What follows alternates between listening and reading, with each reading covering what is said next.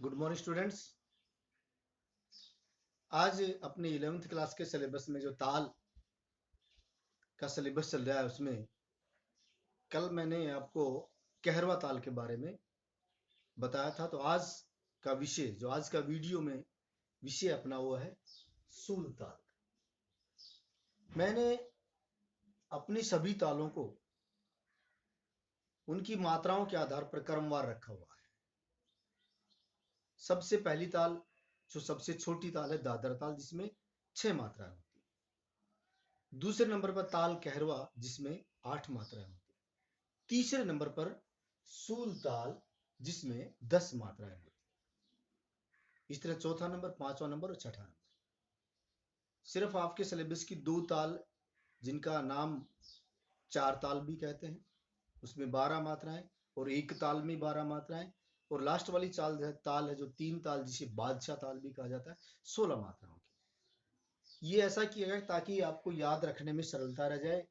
6 मात्राओं वाली ताल, 8 मात्राओं वाली ताल, 10 मात्राओं वाली ताल, 12 मात्राओं वाली ताल, 16 मात्राओं वाली ताल।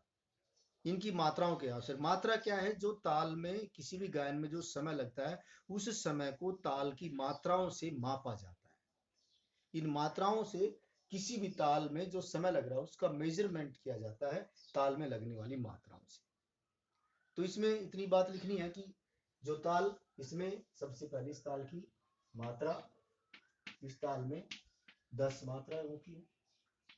विभाग, इस ताल में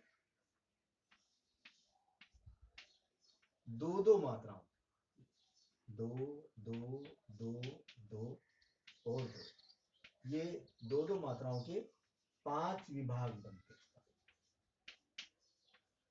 5 विभाग इस ताल में बनते हैं।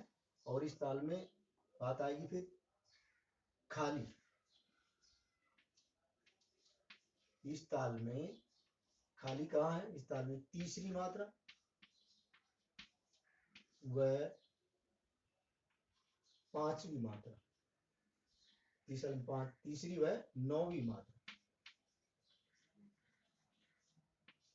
9वीं मात्रा खाली होती है। और इस ताल में ताली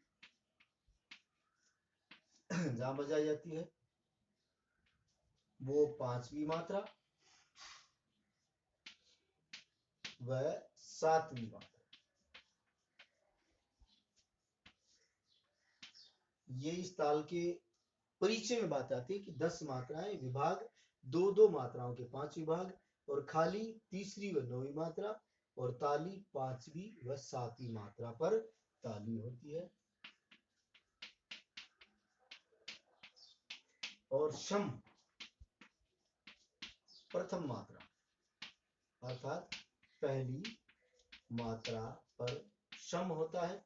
ये पॉइंट बहुत से अध्यापक नहीं लिखते हैं, लेकिन सरलता हो, अपने को समझ में आ जाए आसानी से, इसलिए पॉइंट बनाते हैं। वैसे क्योंकि सभी ताल, जितनी भी ताल हैं जो संख्या में असंख्य हैं, सभी तालों की पहली मात्रा को सम ही माना जाता है। और काउंटिंग करते जो चिन्ह लगाते हैं हम नीचे, उसको एक समझा जाता है। इस सम का चिन्ह अच्छी तरह पता है, जो अपने इंग्लिश का एक्स अल्फाबेट है उसके रूप में ये चिन्ह प्रयोग किया जाता है। शैली किसी की भी हो, कोई भी व्यक्ति अपने विचार सरलतम तरीके से सामने वाले के पास पहुंचा दे, भाषा कहलाती है। कि मैंने अभी तक अपने जीवन में बहुत से अच्छे बड़े बुद्धिमान अच्छे अध्यापक भी मिले और कई बातें सुनाने वाले मिले, लेकिन ये भी देखने में आया कि जानने वाला बहुत कुछ जानता है, अच्छा जानकार है, लेकिन अपनी बात सामने वाले को सरल तरीके से समझा नहीं पाते, तो फिर कैसा है, क्या फायदा उन बातों।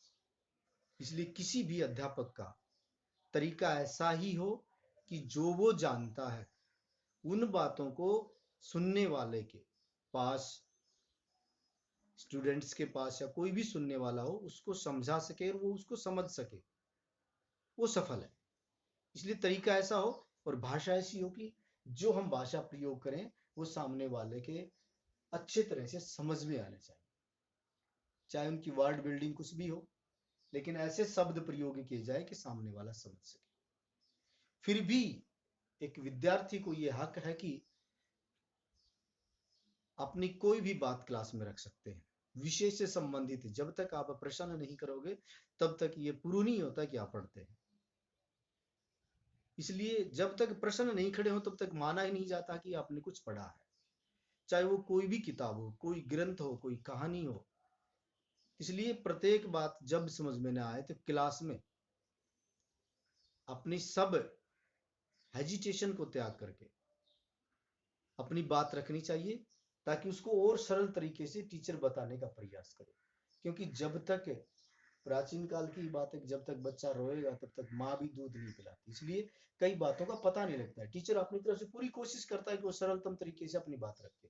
फिर भी कोई बात समझ में नहीं आए तो अपनी बात आपको सामने रखने का हक है। इससे आगे इस ताल में क्या लिखना है? ताल परिचय। ताल परिचय में क्या आता है? ताल परिचय में कोई विशेष बात नहीं है। इस ताल में लिख रहे हैं यह ताल 10 मात्राओं की ताल है। इस ताल में दो दो मात्राओं के 5 विभाग बनाए गए हैं।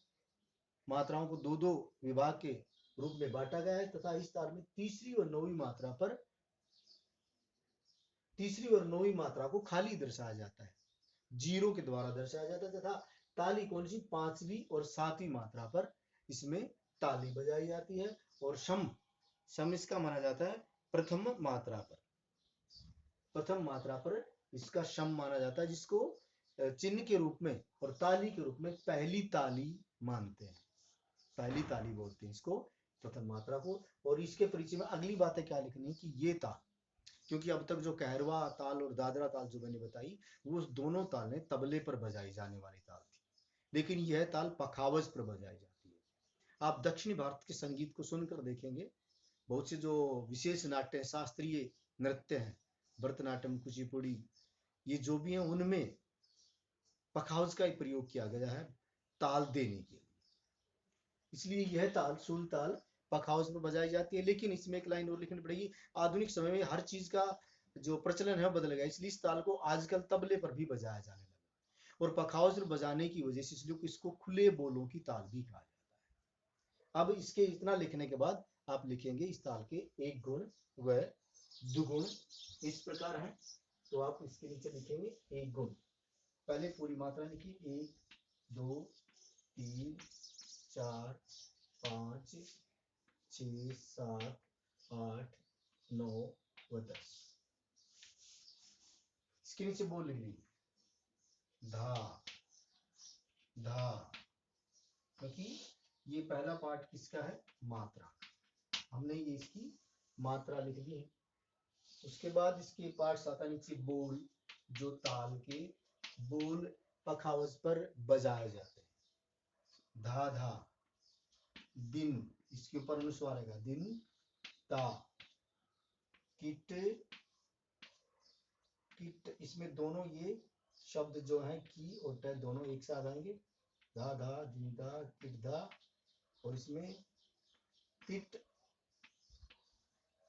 और दोनों साथ आएंगे, कत क और त दोनों साथ करते, गदी ग दी, गदी और साथ में गन।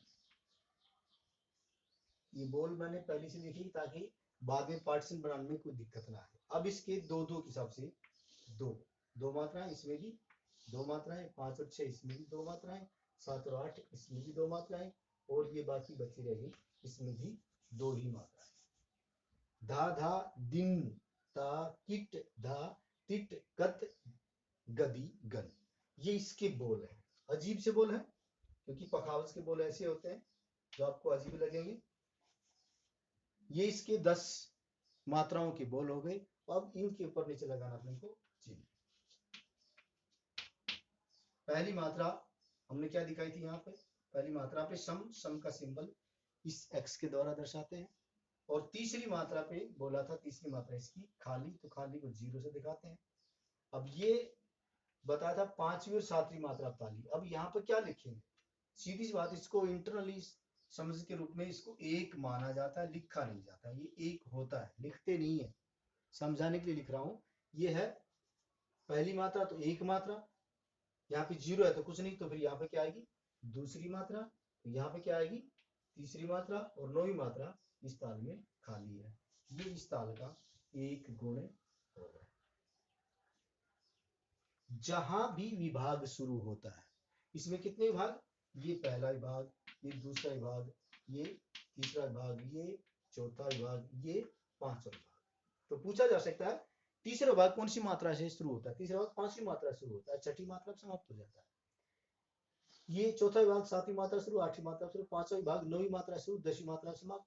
इसलिए जहां से विभाग शुरू हो रहा है वहां पे ताली या खाली का सिंबल आए ही आएगा। प्रत्येक ताल में, कितनी भी तालें हो, कोई सी भी ताल, ये विभाग यहाँ हमने बंटवारा किया, पहला विभाग यहाँ पे समाप्त कर दिया, तीसरा दूसरा विभाग शुरुआत तीसरी मात्रा से, तो तीसरी मात्रा के ठीक नीचे यहाँ पर कोई ना कोई खाली ताली का सिंबल आएगा। ये अपने को याद रखने की बात। खाली आएगा तो शून्य लगाना है, अगर ताली आएगी तो कौन सी ताली है, पहली ताली तो पहली मात्रा में बच गई, तो पहली ताली पहली मात्रा बची, तो तीसरी मात्रा खाली है तो पांचवी मात्रा में कौन सी ताली आएगी, दूसरी ताली आएगी। और सातवीं मात्रा में ताली है तो कौन सी ताली आएगी, यहाँ पर दूसरी आ चुकी, पहली आ चुकी, तो यहाँ पे तीसरी ताली आएगी। और इसकी पांचवी भाग में नौवीं मात्रा इसकी खाली, जिसको खाली से दर्शाया जाता है। अर्थात जहां से विभाग शुरू होता है वहीं उसी मात्रा के नीचे खाली और ताली का सिंबल आएगा ही आएगा, ये बात याद रखना। अब इसी ताल को दुगुण बना देना है। दुगुण में वही बात है, दुगुण में क्या करना है, एक एक के नीचे दोनों बोल लिख लेना है, क्या, धा और धा, दोनों को लिखने के बाद कवर कर दिया। फिर लिखिए दो, दो के नीचे ये दोनों बोल लिखने हैं, कौन से, दिन, ता, बिंदु लगाइए और इसको बांध दिए। फिर तीन के नीचे किट धा, इसका ध्यान रखने वाली बात है, किट पूरा किट लिखेंगे आप और धा लिखेंगे। इसमें ये ध्यान रखेंगे पहले ऐसी चीज आया हुआ तो ये किट इससे पहले आएगा, अब इसके नीचे डबल अर्धचंद्र नीचे लगाना पड़ेगा। और चौथी मात्रा पे क्या आएगा, तिट और कत, दोनों के नीचे अपने अलग अलग अर्धचंद्र आए हुए हैं, इसलिए इन दोनों को अलग अलग करके फिर नीचे एक अलग से अलग चंद्र लगाना पड़ेगा, अर्थात ये डबल हो जाएगा। पांचवी मात्रा पे ताल समाप्त हो जाएगी। पांचवी मात्रा पे क्या आएगा, गदीगन, पांचवी मात्रा पे गदी और गन, दोनों के अलग अलग बोल हैं, अलग अलग मात्राओं के बोल हैं, इसलिए इन दोनों बोलों को अलग अलग अर्धचंद्र से दर्शा करके फिर दोनों को एक कर दिया जाएगा। अब जो छठी मात्रा है, उस छठी मात्रा पे क्या करना है, जो पहली मात्रा के बोल थे वो छठी मात्रा के नीचे आएंगे, और जो दूसरी मात्रा के बोल थे वो सातवीं मात्रा के नीचे आएंगे, आठवीं मात्रा के बोल थे वो तीसरी मात्रा वाले जो बोल थे वो आठवीं मात्रा के नीचे आ जाएंगे। मतलब ये ताल काउंटिंग बदल करके एज इट इज आगे हो जाएगी। सीधी सी बात है, जब 10 मात्राएं थी तो प्रत्येक मात्रा के नीचे जो बोल थे उन बोलों को एक करके इकट्ठा करके एक मात्रा के नीचे लिखेंगे तो 10 मात्राओं का ताल पांचवी मात्रा पे समाप्त हो जाएगी, और छठी मात्रा से ये ताल फिर दोबारा बजाई जाएगी। इसलिए क्या हो जाता है, एक बोल के नीचे, एक मात्रा के नीचे दो मात्राओं के बोल लिखने पड़ते हैं। इस एक मात्रा के नीचे मैंने क्या किया, इस एक के नीचे इन दूसरी मात्रा का और पहली मात्रा के दोनों को बोल को इकट्ठा कर दिया, एक साथ कर दिया, इसलिए इसको दुगुण बोला जाता है।